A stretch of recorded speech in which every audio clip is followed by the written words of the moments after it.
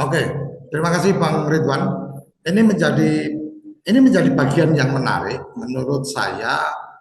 Mungkin kita perlu ada satu sesi khusus atau waktu khusus untuk kemudian kita mendiskusikan tentang TPP.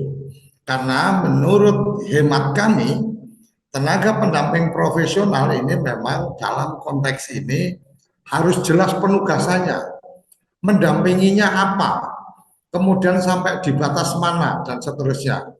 Bahwa kalau kemudian apa ini akan ada ruang untuk kita diskusikan. Kalau kita tidak saya lebih suka mengatakan kita diskusikan, bukan kita perdebatkan. Tapi dalam pandangan saya, memang posisi tenaga pendamping itu tidak sekuat seperti dulu PNPM.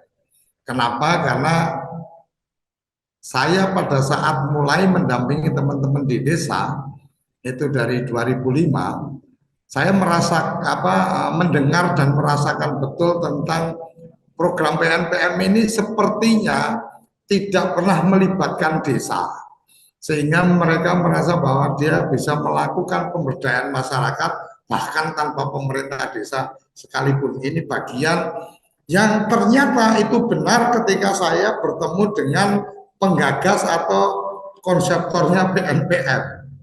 Kenapa itu dibenarkan? Karena memang ada ketidakpercayaan terhadap pemerintah desa pada program-program sebelumnya, sebelum PNPM. Kira-kira seperti itu. Nah, mungkin ini menjadi penting untuk menjadi perhatian kita. Bagaimana tenaga pendamping itu adalah amanat dari Undang-Undang Desa. Bagaimana tenaga pendamping itu jelas dalam konteks penugasannya. Dan satu hal lagi, mungkin dengan pengalaman yang sudah berjalan 10 tahun ini,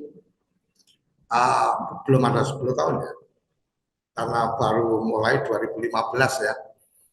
Nah, kira-kira sudah berjalan 8 tahun ini tenaga pendamping yang kemudian terindikasi menjadi bagian dari alat politik tertentu atau kepentingan-kepentingan tertentu yang saya tidak ingin membongkar-bongkar itu, tetapi dokumen data fakta memang ada itu, mungkin itu menjadi catatan kita untuk kemudian kita rekomendasikan bahwa Menteri Desa adalah bagian yang diperlukan sebagai zakon kabinet atau orang yang memang tidak ada agenda politik partisan, umpamanya seperti itu, orang profesional dan seterusnya.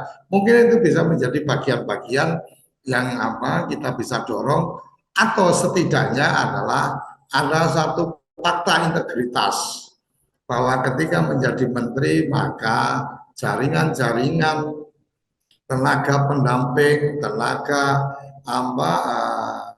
kontrak, tenaga-tenaga P3K dan seterusnya itu tidak boleh dimanfaatkan untuk keperluan-keperluan politik. Ini mungkin menjadi catatan kita, Bang Ridwan. Terima kasih sudah diingatkan. Ini menjadi bagian penting yang perlu kita lakukan, perlu kita jaga. Kepentingan-kepentingan desa menjadi kepentingan yang lebih utama. Seperti yang sering kita sampaikan, desaisme adalah semangat memuliakan desa-desa di Indonesia.